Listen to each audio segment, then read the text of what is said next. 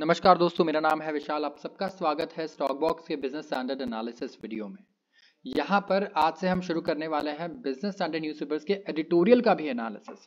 तो अगर आपको पसंद है बिजनेस न्यूज़पेपर्स के कुछ बढ़िया आर्टिकल्स के बारे में जानना और सीखना कि उन्हें कैसे पढ़ना है, तो ज़रूर इस चैनल को अभी सब्सक्राइब कर लीजिए। यहाँ हम कॉज और इफेक्ट दोनों को एनालाइज करते हैं और कोशिश करते हैं कि डिकोड करें कि कोई भी अगर न्यूज़ इवेंट है जो इम्पॉर्टेंट है तो उसका क्या इम्पैक्ट है हमारी लाइफ पर या हमारे फ्यूचर पर। ठीक है, तो शुरुआत करते हैं आज के सबसे पहले आर्टिकल से, जो एडिटोरियल आर्टिकल है। देखिए, हर एक एडिटोरियल इतना इंपॉर्टेंट नहीं है आपके लिए पढ़ना। ठीक है, कई सारे पॉलिटिकल भी होते हैं और ये ओपिनियन होते हैं। ऑफकोर्स इसे फैक्ट से भी बैक किया जाता है, बट ध्यान रखिए न्यूज़पेपर पढ़ते टाइम कि किसी ने भी अगर इसे लिखा है तो लिखते वक्त कहीं ना कहीं सबकॉन्शियसली या आप कह सकते हैं अनकॉन्शियसली भी वो इनकॉर्पोरेट करेगा अपने ओपिनियन को भी। फैक्ट्स को भी अपने ओपिनियन के हिसाब से दिखाया जा सकता है, तो हमें न्यूट्रली इसे डिकोड करना है।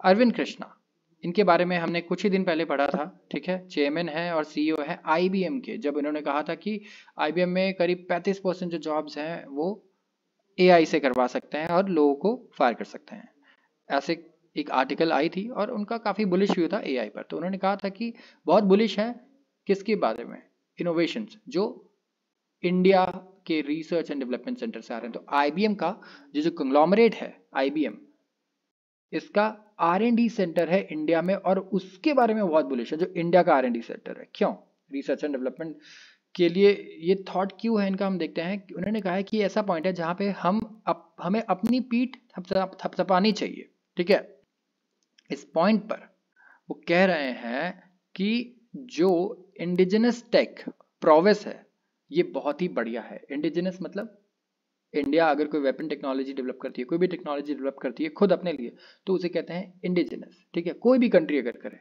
तो डोमेस्टिक बेसिकली। तो इंडीड जो स्टैगरिंग रेंज है और क्वालिटी है आर्टिफिशियल इंटेलिजेंस और सेमीकंडक्टर रिसर्च की जो इंडिया में हो रही है बाय मल्टीनेशनल्स, ये इसे एक्नॉलेज नहीं किया जा रहा पूरी दुनिया में। इनका ये कहना है। क्यों? इनका कहना है कि इंडिया में अब बहुत ही हाई क्वालिटी आर्टिफिशियल इंटेलिजेंस और सेमीकंडक्टर रिसर्च हो रही है। ठीक है, और ये मल्टीनेशनल्स कर रहे हैं, तो इसे एक्नॉलेज करना चाहिए पूरी दुनिया को, जो कि नहीं कर रहे हैं। और एक एलिमेंट है, नया एलिमेंट, इसे हम क्या कहते हैं, new brain drain. Brain drain का मतलब क्या होता है, कई लोगों को नहीं पता हो तो मैं बता दूं। इंडिया से एजुकेशन लेकर, ठीक है, या फिर कहीं तक भी एजुकेशन लेके, चाहे 12th तक की हो, लोग अब्रॉड शिफ्ट हो जाते हैं। ठीक है, अब्रॉड चले जाते हैं। इंडिया में बहुत ज़्यादा ऐसे लोग हैं, बहुत फैमिलीज होंगी आपके आसपास भी जो अब्रॉड शिफ्ट हो जाती हैं जॉब्स के लिए, बेटर लाइफ के लिए। ठीक है, एजुकेशन के बाद वहीं वो जो है रहना चाहते हैं। तो ऐसे बहुत सारे रीजंस हैं। ठीक है, तो जिसकी वजह से वो चले जाते हैं वहाँ पर। तो ये ब्रेन ड्रेन नए टाइप का शुरू है। उनका ये कहना है कि अर्लियर वर्जन जो था ये इससे अलग है। क्या अलग है? पहले क्या हो रहा था कि क्वालिफाइड इंजीनियर्स, ठीक है, management students, many educated eight government cost. ठीक है, गवर्नमेंट की कॉस्ट पे जो गवर्नमेंट कॉलेजेस से पढ़ रहा है वो गवर्नमेंट की कॉस्ट से पढ़ रहा है, क्योंकि वो काफ़ी ज़्यादा डिस्काउंट पे पढ़ रहा है आप देखें तो। ठीक है, टैक्स पेयर्स के पैसे से वो वेस्ट चले जाते थे जॉब अपॉर्चुनिटीज़ के लिए। ठीक है, जो उनके स्किल्स का बहुत अच्छा यूज़ करते थे, उन्हें डायनामिक कैरियर एडवांसमेंट मिलता था। ब्रेन ड्रेन 2 हो रहा है। इसका क्या है? ये जो है इंडिया में हो रहा है। एक ब्लू ब्लडेड यूएस कंपनी जैसे कि आईबीएम, ठीक है, वो एक्सट्रैक्ट कर रही है वैल्यू इंडिया के इंटेलिजेंस कैपेबिलिटीज से। ठीक है, यूएस की कंपनी इंडिया आ रही है और यहाँ के लोगों का दिमाग यूज कर रही है, एक्सट्रैक्ट कर रही है रिसर्च और डेवलपमेंट के लिए। ठीक है, तो ये कह रहे हैं ये है ब्रेन ड्रेन 2। और ये जो कमर्शियल एप्लीकेशन है ये किससे बेनिफिट करेंगे? It will benefit the bottom line of the company headquarter listed in New York. अब ये कंपनी कहाँ की है? न्यूयॉर्क में लिस्टेड है, हेडक्वार्टर इसका न्यूयॉर्क में है। तो वहाँ की कंपनी को फायदा हो रहा है इंडिया में जो रिसर्च एंड डेवलपमेंट हो रहा है और जो स्किल्स जो ये यूज़ कर रही है उससे। ठीक है, तो जो माइग्रेशन है डोमेस्टिकली डेवलप्ड इंटेलेक्चुअल प्रॉपर्टी का, जो यहाँ पे आई ऑफ कोर्स कोई भी अगर यहाँ पे टेक्नोलॉजी हम डेवलप करते हैं तो उसका हम आईपीआर करवाते हैं। ठीक है, ये बिलोंग किसको करता है? फॉरेन कॉर्पोरेशंस को करता है विद इन इंडिया। ठीक है, और एक स्टैंडर्ड एनॉमली है ये प्रॉब्लम डिमांड पैटर्न में। तो यहाँ पे देखिए कि in order of preference foreign companies preferably जो टेक स्पेस में है या इंजीनियरिंग में, कंज्यूमर गुड्स में, ठीक है, टॉप द टोटम पोल। यहाँ पे इनका कहना है कि इंडियन प्राइवेट सेक्टर यहाँ पे करता है फॉलो। ठीक है, जैसे कि टाटा ग्रुप, रिलायंस, बजाज, महिंद्रा, जो भी होम ग्रोन टेक जायंट्स जैसे कि इन्फोसिस, एचसीएल, ये सो ऑन। जी, अब आगे इनका कहना है कि government jobs tend to figure low on the scale if you are ambitious. ठीक है, गवर्नमेंट जॉब, ठीक है, आप ऑफ कोर्स स्केल पे लो ही रखेंगे, अगर आप एम्बिशियस हैं तो वहां जाना प्रेफर नहीं करेंगे। अब अर्लियर क्या था कि जो पब्लिक सेक्टर था उसे क्या कहा जाता था कि सेफ जगह है, ठीक है, जो भी करियर में सेफली क्रूज करके जाना चाहता है। लेकिन अब क्या हो गया है, कॉन्ट्रैक्चुअलाइजेशन हो गया है। एग्जीक्यूटिव लेवल जॉब्स भी आप देख रहे होंगे गवर्नमेंट कॉन्ट्रैक्ट बेसिस पे निकाल रही है, पब्लिक सेक्टर हर चीज चेंज कर रहा है। अब यहाँ पर जो प्रेफरेंस है एम्प्लॉयमेंट की इन अ वेस्ट मल्टीनेशनल कंपनी, ये अंडरस्टैंडेबल है। क्यों? क्योंकि ये हायर सैलरीज देते हैं इंडिया में, ट्रैवलिंग भी देते हैं, आप फॉरेन ट्रैवल करने जा सकते हो अच्छे फर्स्ट वर्ल्ड कंट्रीज में, राइट। मीनिंगफुल प्रोफेशनल एडवांसमेंट भी मिलता है, यहाँ ग्रोथ अच्छी है, आप भी जानते हैं। और इंडिया इनकॉर्पोरेट जो है हमारे, इनके पास एक इनहेरेंट डिसएडवांटेज है। इनहेरेंट डिसएडवांटेज क्या? सबसे पहला ये है कि इनका जो इननेट डोमेस्टिक फोकस है, ठीक है, और फैमिली कंट्रोल्ड कल्चर। आप देखेंगे एमएनसीज में अक्सर ऐसा नहीं होता, लेकिन इंडिया में अभी भी एक कंपनी एक फैमिली रन कर रही है तो वही रन करेगी, उनके बच्चे हैं वही टॉप पोजीशंस लेंगे। ठीक है, आप कभी भी टॉप पोजीशंस पर नहीं जा सकते, एक लिमिट है, आप वहीं तक जा सकते हैं भले ही आप कितना ही टैलेंटेड हो। ऐसे बहुत सारे फैमिली हैं, राइट। लेकिन अगर आप देखें कुछ दूसरे ग्रुप्स को, वहां पर ऐसा नहीं है। अब जैसे कि टाटा ग्रुप का चेयरमैन इस वक्त कौन है? रतन टाटा नहीं है, ठीक है, चंद्रशेखरन जी हैं, जो कि एज एन एम्प्लॉय आए थे टीसीएस में। तो वो टॉप पोजीशंस तक जा सकते हैं अगर उनके अंदर टैलेंट है और एक्सपीरियंस है और लॉयल्टी है उस कंपनी को लेके। ठीक है, तो यहाँ पर देखिए कि स्ट्राइकिंग फैक्ट ये है कि 30 साल बाद भी लिबरलाइजेशन के इंडिया इनकॉर्पोरेशन जो हैं यहाँ पे रिटेन कर पा रहे हैं lightest of global footprints. Global footprints अभी भी हमारे बिल्कुल लाइट है, हमने कुछ जाके बहुत ज़्यादा मार्केट नहीं कहीं कैप्चर नहीं किया है एडवांस कंट्रीज़ में। अगर आप देखें इस तरीके से, डिफेंडर्स आर्ग्यू करेंगे कि इसलिए है क्योंकि अभी हम काफ़ी यंग है, हमारा जो सेक्टर है, हमारी कंपनीज अभी यंग है। अगर आप देखें एक्सपीरियंस यूएस जायंट्स का, यूएस में अभी कंपनीज कितनी ज़्यादा एक्सपीरियंस है, वहाँ की बैंक्स देखिए आप, 150 साल पुराने बैंक्स से लेके कितनी सारी कंपनीज है। ठीक है, तो एक्सपीरियंस ज़्यादा है, हम काफ़ी नए हैं के कंपैरिजन में। लेकिन इनका इन आर्टिकल में, ठीक है, कनिका जी का ये कहना है कि ये आर्ग्यूमेंट आप तब रख सकते हैं जब आप 112 साल पुराने बिग ब्लू या 131 साल पुराने जनरल इलेक्ट्रिक की बात करें। लेकिन आप फैंग्स को देखिए, फैंग्स पता है आपको क्या होते हैं? Fangs, FAANG, fangs tech companies. ठीक है, अब इसे थोड़ा चेंज कर दिया गया था बीच में, फैंग में एफ की जगह पे टी लगा दिया गया था। एफ का मतलब था फेसबुक, ठीक है, ए का मतलब अमेजन, एप्पल, नेटफ्लिक्स और गूगल, इनके लिए बना था टर्म फैंग। अब क्योंकि ये मेटा हो गया है तो चेंज हो गया, और लोग इसे टेस्ला भी डालना चाह रहे थे यहाँ पर, तो अलग अलग लोग इसे अलग अलग बुलाते हैं चीज़ें। ठीक है, तो इनका ये कहना है कि ये जो फैंग कंपनीज है ये डोमिनेट करती है इंडिया को। ठीक है, ऑफ कोर्स डोमिनेट करती है, फेसबुक का डोमिनेशन है, व्हाट्सएप और गूगल का, और ये तो 100 साल पुरानी कंपनीज है नहीं। ठीक है, इन कंपनीज को ज़्यादा वक्त हुआ नहीं है, 20-25 साल हुए होंगे। ठीक है, सबने जो है एंटर किया मिडल एज में।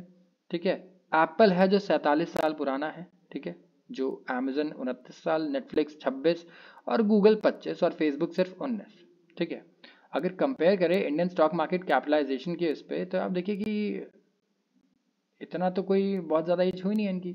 रिलायंस 50 साल पुरानी कंपनी है, ठीक है, पावरफुल डोमेस्टिक जायंट है। टीसीएस, इन्फोसिस, जिनके पास एक्सटेंसिव ग्लोबल ऑपरेशंस है by virtue of their business, 55 साल और 42 साल पुरानी कंपनीज है, इन्हें भी अच्छा खासा एक्सपीरियंस है। ठीक है, भारतीय एयरटेल को आप एक इंटरनेशनल जायंट बोल सकते हैं। ठीक है, क्यों? क्योंकि इनके पास अफ्रीकन ऑपरेशंस हैं अच्छे खासे। ठीक है, लेकिन ये भी कोई ऐसा एस्पिरेशनल डेस्टिनेशन नहीं है जो एग्जीक्यूटिव्स की वहाँ अफ्रीका जाके ज़्यादा लोग काम नहीं करना चाहते हैं। ठीक है, तो आप देखिए 68 year old state owned state bank of India, इसके ओवरसीज ब्रांचेस हैं, लेकिन इसे मेजर प्लेयर नहीं कहा जा सकता इंटरनेशनल फाइनेंस में। आप ये देखिए वहाँ भी ये डोमेस्टिक जो है लोग उन्हें केटर करना चाहते हैं।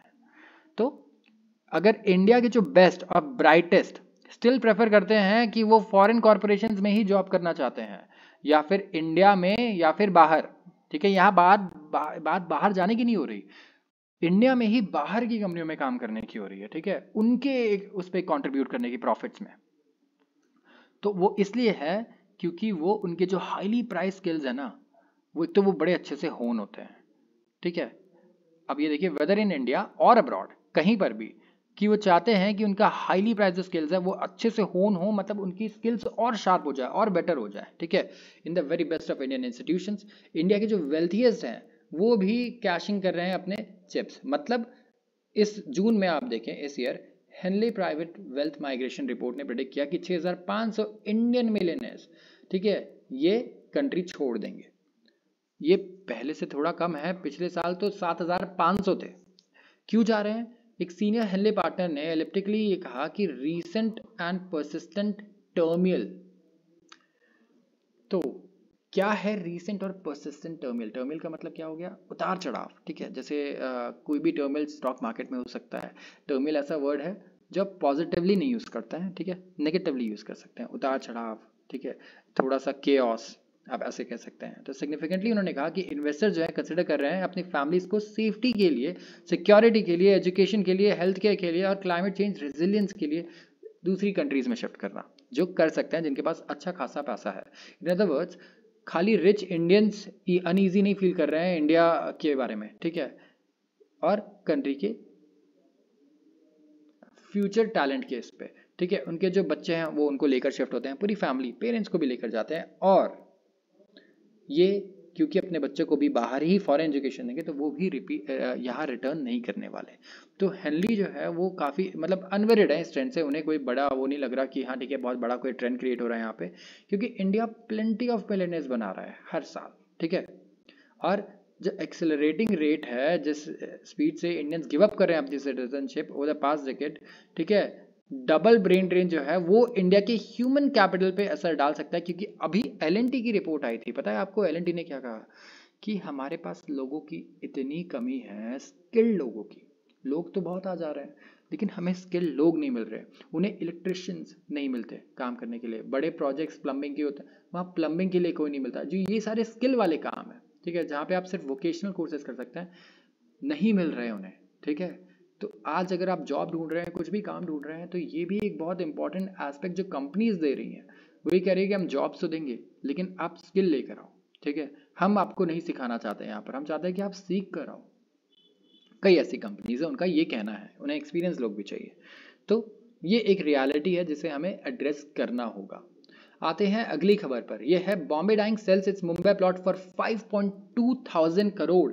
इतनी बड़ी लैंड डील आप शायद आप में से कई लोगों ने सोची नहीं होगी। मुंबई में आप रेट्स की बात करते हैं रियल एस्टेट के। ये देखिए, जापान की कंपनी है सुमीमोटो रियल्टी एंड डेवलपमेंट कॉर्पोरेशन। ये बाय करेगी 22 एकड़ जमीन, ठीक है, सेंट्रल मुंबई की, बॉम्बे डाइंग से 5200 करोड़ में, ठीक है। एक वाडियाज रन कंपनी आई है और इन्होंने वेंसडे को ये बताया, ठीक है। जिस सेल ऑफ लैंड पार्सल है वर्ली में, ये सबसे one of the biggest land sale transaction है in the history of Mumbai, the financial capital. Sumitomo ये जो कंपनी है, जापानीज सब्सिडरी इसकी है गोइसू, ठीक है। ये पे करेगी 2 फेज में। एक बार ये पे करेगी 4675 करोड़ और उसके बाद 525 करोड़ पे करेगी। कुछ कंडीशंस है उनको फुलफिल करने के बाद, ठीक है। तो यहाँ पर आप देखें कि किस तरीके का आप कह सकते हैं वैल्यूएशन होता है मुंबई में प्रॉपर्टीज का, रियल एस्टेट का और लैंड्स का, ठीक है। आप देखेंगे बॉम्बे डाइंग का जो स्टॉक है वो ऑलरेडी काफ़ी ऊपर है। आई थिंक अपर सर्किट पे है, 20% ऊपर का सर्किट मार चुका है बॉम्बे डाइंग का स्टॉक इस वक्त स्टॉक मार्केट में, ठीक है। इस कंपनी के पास नेट डेट है 3456 करोड़, ठीक है। रेवेन्यूज हैं 2674 करोड़ और इन्हें लॉस हुआ 517 करोड़ का सेम पीरियड में। वादिया ग्रुप जो है ना, ये जो मेजॉरिटी शेयर होल्डर है बॉम्बे डाइंग का, ये 700 एकड़ लैंड होल्ड करता है मुंबई, अराउंड मुंबई, ठीक है, जो अलग अलग कंपनियों के नाम पे और चैरिटेबल ट्रस्ट के भी नाम पे है। 700 एकड़, जिनमें से इन्होंने सिर्फ 22 एकड़ बेचा है, कितने में? 5200 करोड़ में, CR। रियल एस्टेट प्राइसेस जो है सेंट्रल मुंबई में वो रिकवर हो चुके हैं पैंडेमिक के बाद। कंस्ट्रक्शन जो है वहाँ पे अच्छा खासा चल रहा है, आप देख रहे होंगे वहाँ पर, ठीक है। Almost 12,000 redevelopment projects under construction है लैंडस्केप मुंबई में, एनालिस्ट का कहना है। तो ध्यान रखिए कि इस तरीके के जो प्रोजेक्ट्स हैं, अगर इस स्केल पे कंपनीज लैंड बाय कर रही है मुंबई में, तो कितना बुलिश होंगी वो, क्योंकि ये कंपनी अगर सुमीमोटो आज बाय कर रही है 5,200 रुपये में इस लैंड को, तो उन्हें कुछ ऐसा प्रोजेक्ट ज़रूर बनाना होगा अच्छा, जिससे उन्हें लग रहा होगा कि ये बहुत ही अच्छा रेवेन्यू और प्रॉफिट दोनों जनरेट कर सकते हैं। तो इस वक्त अगर आप निवेश के तौर पर देखना चाह रहे हैं, तो मुझे लगता है देखिए इन कंपनीज के पास जो एनालिस्ट हैं, ठीक है, जो एक्सपर्ट्स हैं, उस लेवल पे आप अकेले इंडिविजुअली नहीं सोच पाएंगे। तो इनको कॉपी करना कभी भी आप कह सकते हैं लॉन्ग टर्म के लिए बहुत ही बुरा नहीं होगा। तो ऐसे ध्यान रखा करें कि इस टाइप की जो सक्सेसफुल कंपनीज है वो कहाँ इन्वेस्ट कर रही है, उन्हें कहाँ लग रहा है कि पैसा कमाया जा सकता है, और उन्हें आप कॉपी कर सकते हैं। थोड़ा बहुत आप अगर अच्छे से, ज़्यादा डीप रिसर्च में भी ना जाए, थोड़ा बहुत अगर आप रिसर्च कर लें।